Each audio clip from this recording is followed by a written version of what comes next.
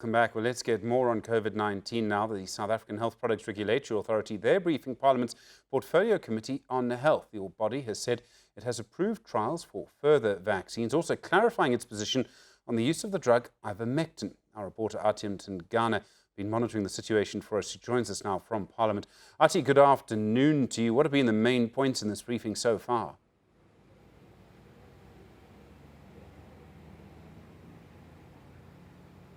A very good afternoon to you, Stephen. Well, the South African Health Products Regulatory Authority was at pains this morning trying to explain their role as a regulatory authority entity there when they were presenting their case before the Portfolio Committee on Health.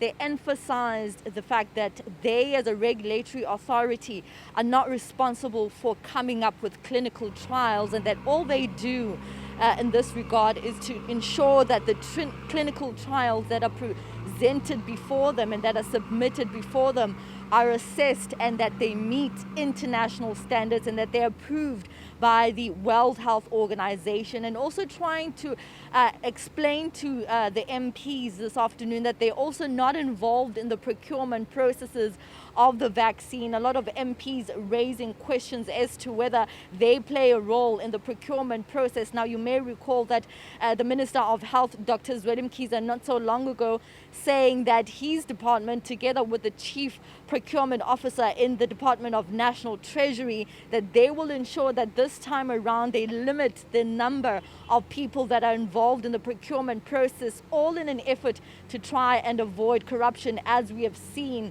with PPE. But going back again to SAPRA this afternoon, raising important points about the fact that there are a number of vaccines that have already been presented before them, that have been submitted before them, and many of them are right now, as we speak, under review, Stephen, and they will also just make sure that they try to update the public as much as they can. At the moment, Stephen, they do have the Johnson & Johnson vaccine that they're currently reviewing. As you may know, Pfizer as well is one of those that they're currently reviewing.